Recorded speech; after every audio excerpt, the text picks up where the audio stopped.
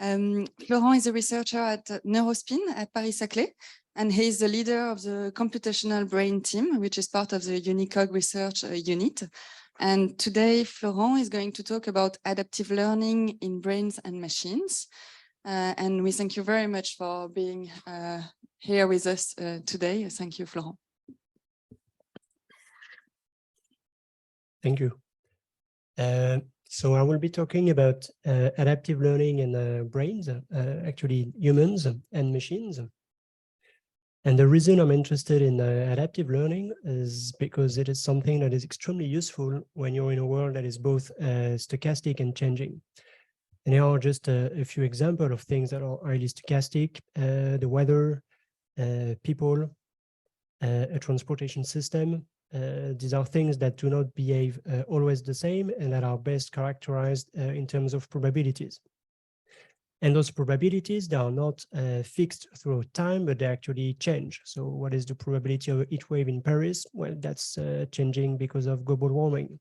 What is the probability of your train being late? That's changing if there is a strike. So there is stochasticity, there are changes. And it is believed that our brain constructs some internal model of this external world that represent those probabilities.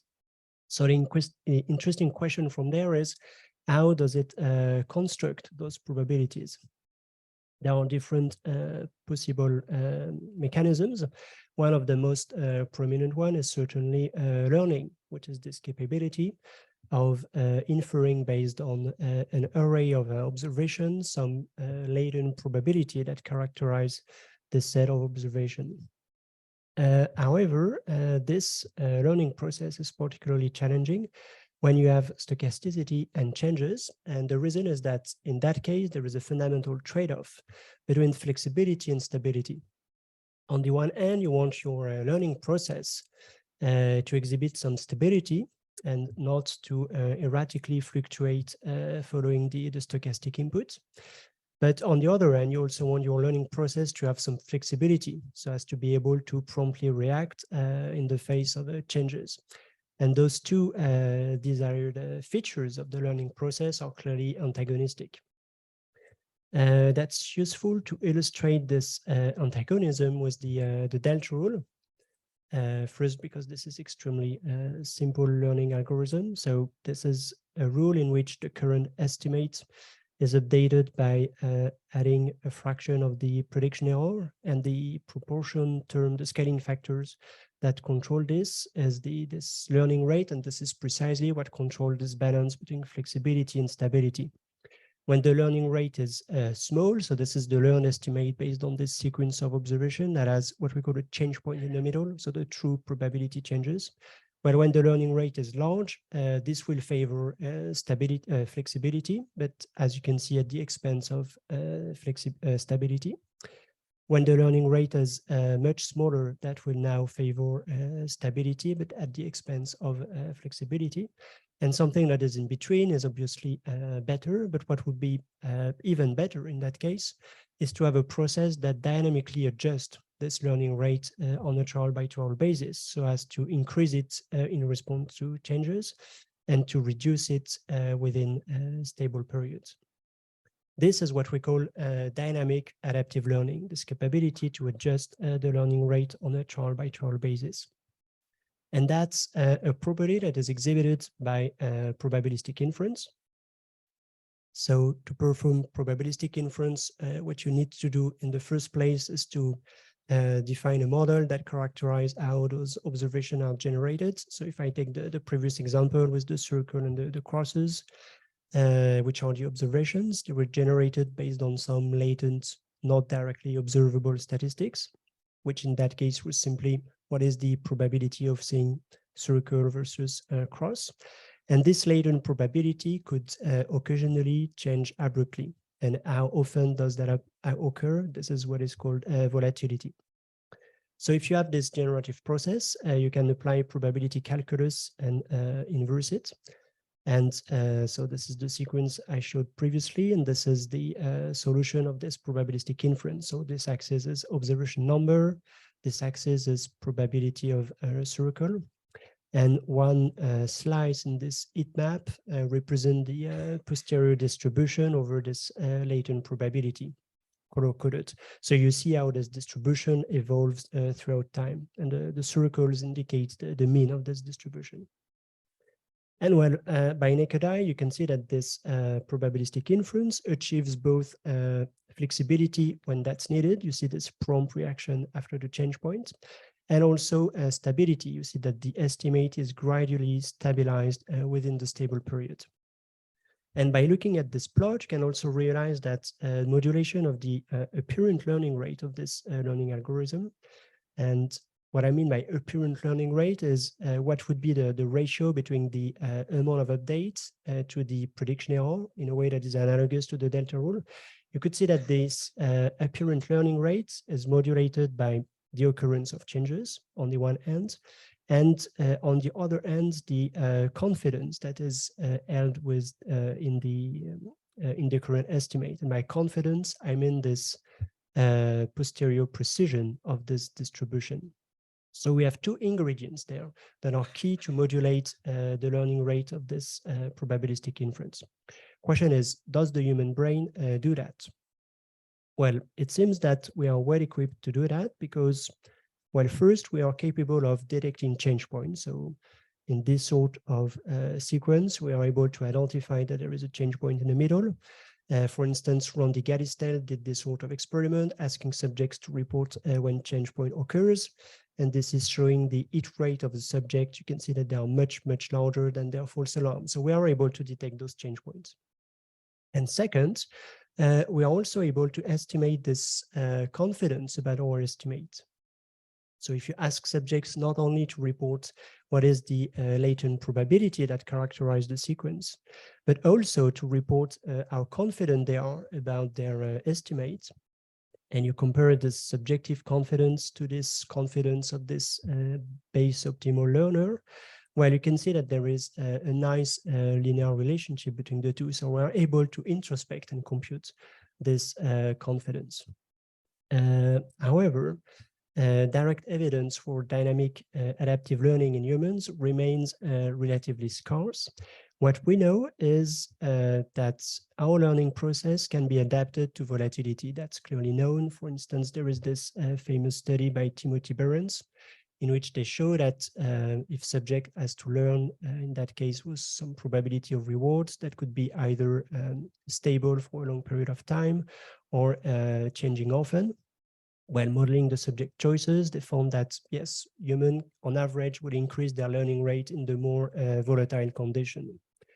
But that's not dynamic adaptive learning. Dynamic adaptive learning would be to modulate your learning rate really on a trial by trial basis, and ideally to respond to every single change point in a sequence. There is evidence that we adapt our learning rates to change point in the case of the learning of magnitude, which is different from the learning of probability. And this is, for instance, another famous study by Matthew Nassar, in which subject had to estimate the average numeral that was presented on the screen, and they computed the apparent learning rate of the subject on a trial by trial basis. And they found that subjects transiently increase their learning rates after each change point. So that's dynamic adaptive learning. But that's in the case of magnitude learning. So this specific study was estimating the average of some numerals. There have been some other studies, estimates some average positions, some average orientations. These are all quantities that belong to the domain of magnitudes. And that's different from learning probabilities. So what we know from magnitude learning may not be true of probability learning. And the reason why the result may not generalize is that there is actually a fundamental difference between probability learning and magnitude learning. Now we'll try to give an example. Imagine that you're a baby. You have to learn everything about the world. First time you go to daycare, you meet with Tom, and you're interested in the probability of Tom sharing his toys with you. That's an example of probability learning. Here is another example. You've heard about starlings, but you never saw one, so you don't know what is their size. That's an example of magnitude learning. For the sake of simplicity in the demonstration, let's assume that in both cases, you start with a completely flat uniform prior, and you have one observation to update this distribution. So let's say that Tom shares his toys. Great, thank you, Tom. How much do you update your distribution? Well, not a lot. And now first time you see a starting, so you see how big they are. How much do you update your distribution? Well, quite a lot, indicating that in this case, one single observation is much more informative about the latent quantity that you're trying to estimate than in the case of probability learning. So this result there depends on some assumption. What is the assumed distribution of the size of a starting? In this example, I chose a Gaussian distribution with a standard deviation that is not very large. And of course, if this standard deviation is very large, then a single observation is not very informative about the population mean. But it happens that in real life, there are many situations in which this standard deviation is actually so small that a single observation is enough to have an accurate estimate of the population mean. That's true in real life. And that's also true in the lab. So we've reviewed different studies in which subjects were asked to do magnitude learning. When you have multiple bars for the same studies, it indicates different conditions within the same study, different conditions of standard deviation or shape of the distribution. And we quantified how informative is a single observation in this learning process. And you can see that in all those cases, that's always the case, that one single observation is always much more informative in the case of magnitude learning than probability learning. So bottom line, yeah, what we know from magnitude learning may not at all transfer to probability learning. So to address this question, we ask subject to do two tasks in counterbalance order, a magnitude learning task and a probability learning task. In the magnitude learning task, the subject was seeing sequentially a dot appearing on the screen. This dot was generated based on some Gaussian distribution with a given mean, and this mean would jump occasionally to different positions throughout the experiment. And subject had to report in a continuous manner their best guess of the latent mean of this jumping distribution. So this rectangle is the cursor of the subject indicating the answer. And in the probability learning task, the subject were seeing a sequence of blue and yellow dots, and they had to estimate the current probability of seeing blue versus yellow. And again, this latent probability was actually changing from time to time. So there is stochasticity in both tasks, and there is also changes. Well, in both contexts, subjects were able to do remarkably well. I'm actually surprised how well they were able to perform. So you can see the subject estimate versus the base optimal estimate in the two contexts. But let's have a look at what we are really interested in, which is those modulation of the apparent learning rate of the subject. So how much they update from one trial to the next, their estimate, to what was the prediction error leading to this estimate. In the magnitude learning task, we were able to replicate this result by Matthew Nassar's and followers, which is that after a change point, this apparent learning rate transiently increases. And that's also the case in the case of probability learning, but with a key difference, as you can see in the case of probability learning, this increase in the learning rate is much longer lasting.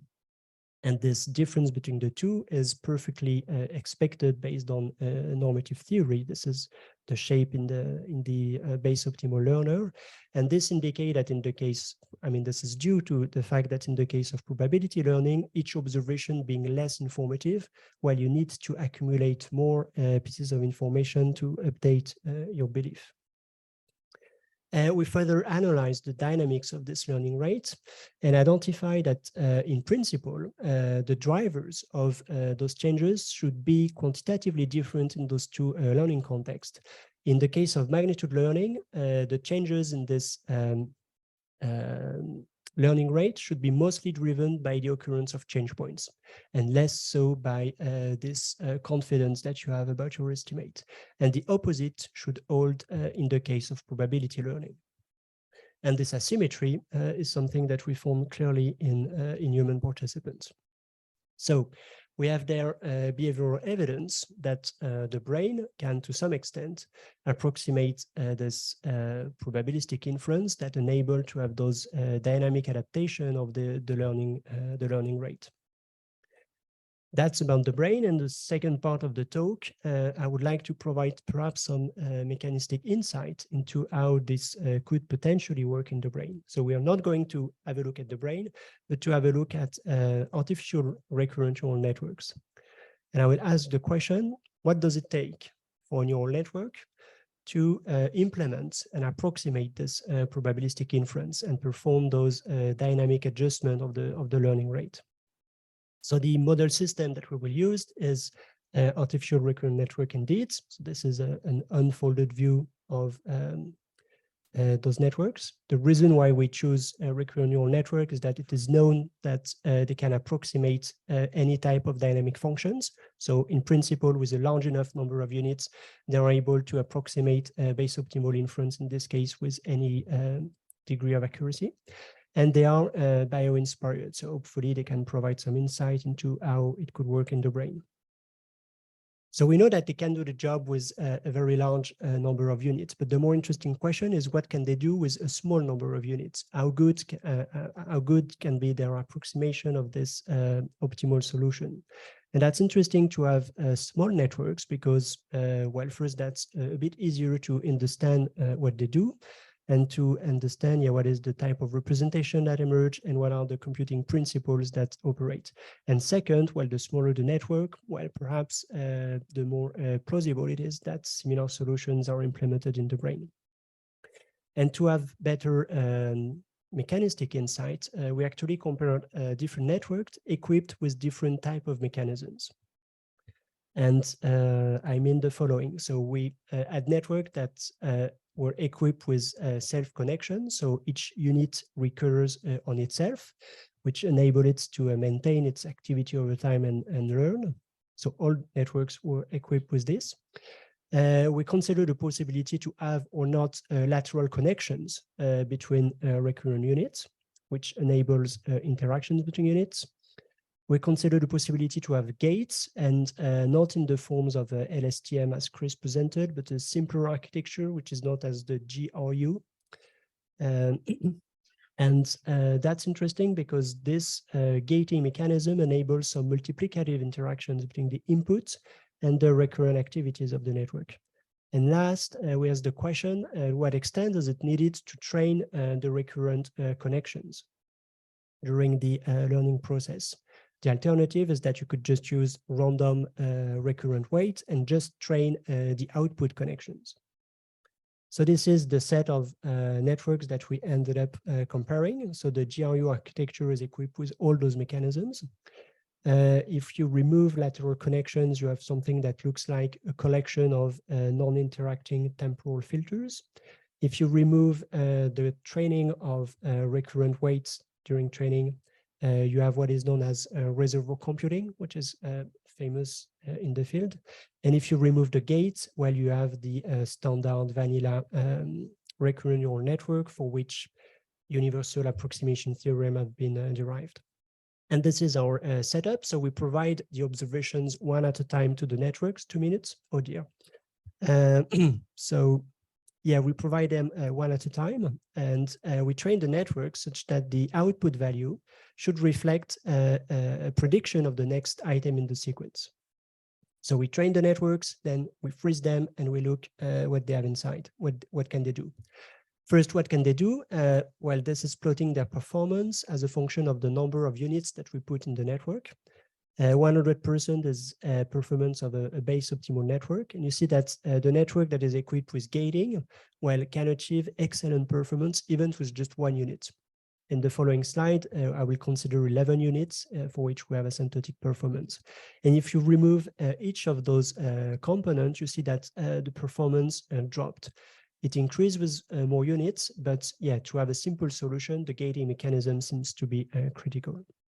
The second thing that we discovered is that those networks, they developed a representation of confidence about the value of their prediction, even though they are not explicitly trained to do so. So the way we realize this is that if you try to linearly decode, so very simple decoder, linear decoder, weighted sum. You try to decode base optimal confidence from their hidden activity. Well, you have excellent decoding accuracy, especially in this gated recurrent network.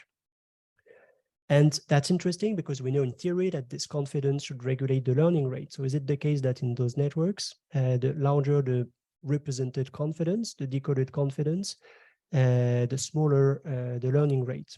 So we measure this correlation in each network, and that's indeed the case, very negative correlation between the two.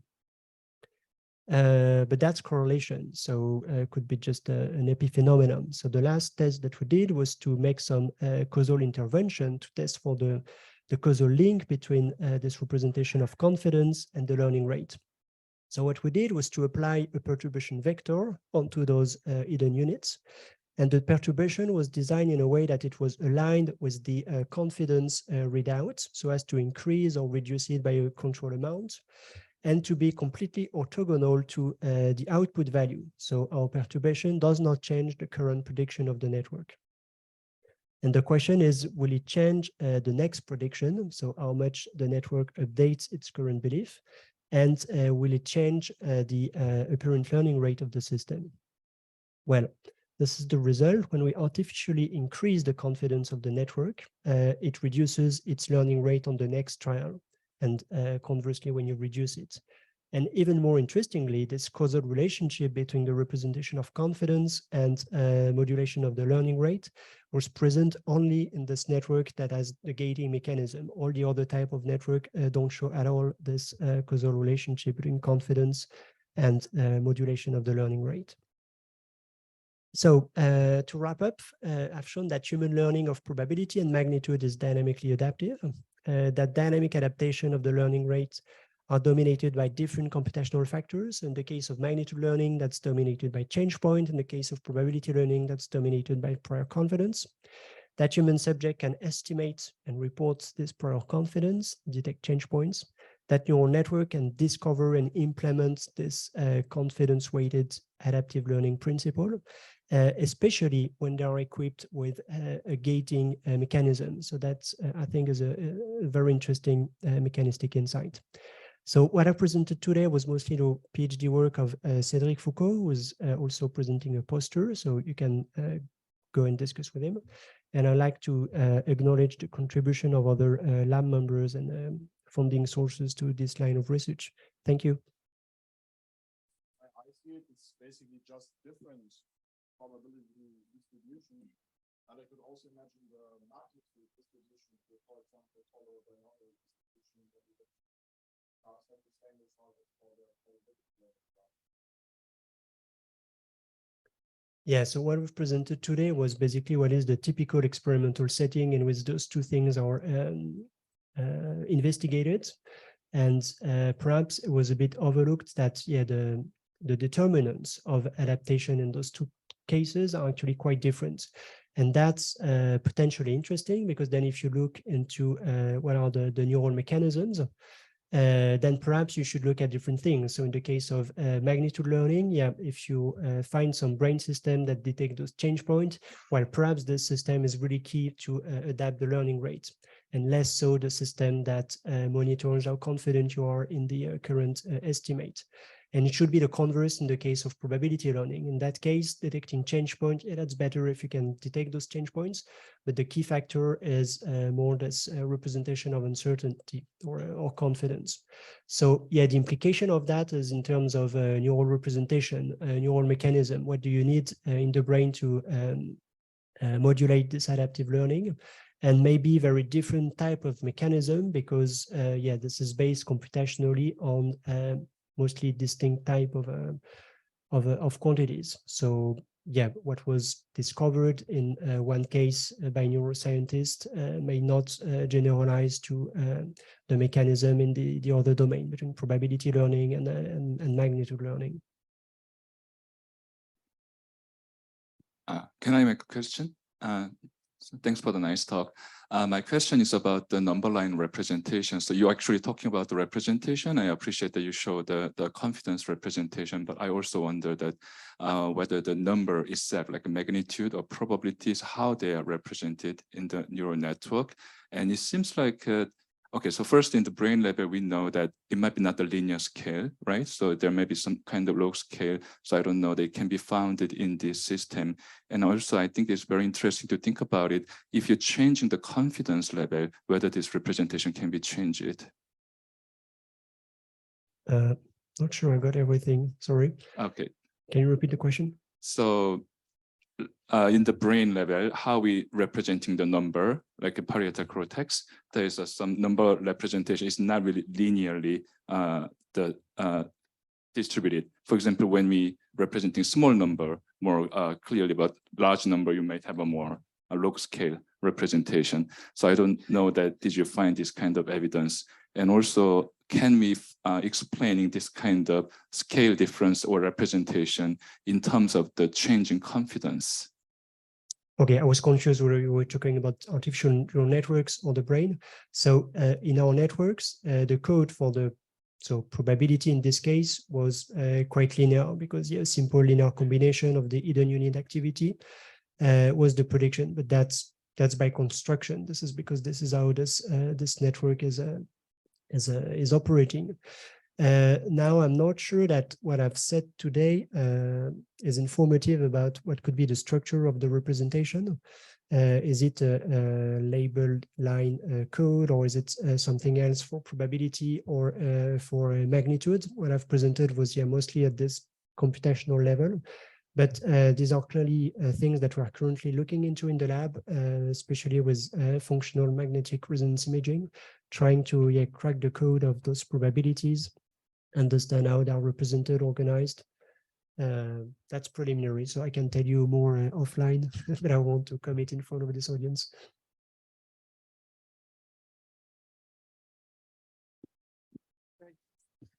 Thanks. Lovely talk. I have a question about the second part. So I guess there's no intrinsic reason why, given the right training conditions, vanilla recurrence shouldn't be able to solve the change point task. So I'm wondering what features of it, like what exactly was your training and test setup? So presumably you resampled, that you had a generative process for both switches and presumably for levels of payout, did you? And those were resampled new in the test. Yes. Test, right? So they were all unseen. So basically any failure is a failure to model that generative distribution. And your neural network, of course, is equipped with nonlinearity. If you're using ReLUs or any other form of nonlinearity, it can approximate the gating process that your GRU has anyway. So I'm just trying to wonder what is it that stops it from learning if you remove the gates in the GRU?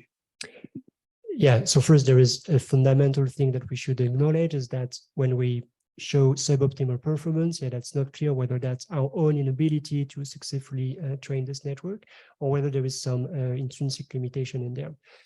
What we found for sure is that using state-of-the-art methods currently available in the field, well, this is what we get. And what we found is that this L-man network, can reach the performance of these GRU architectures. But if you provide it with many more units, if I remember correctly, it needs 10,000 units to reach the performance of the GRU architecture with only 11 units. And presumably with those 10,000 units, what it achieves is to implement some form of gating, which is not there with an explicit mechanism, but with some form of those recurrent patterns of activity. So it can do it. I mean, and there are those universal approximatio theorems that says that this is guaranteed that it can do it with a large enough number of units. In that case, this number seems to be 10 to the power 4. But that's interesting, that this is what it takes to do the job. And if you add one element of architecture, which is this gating mechanism, it can drop to just 11 units to do the job. So this gating mechanism seems to be really interesting in terms of computational power in this system. And this is an interesting insight. We have to stop here. Thank you very much, Florent.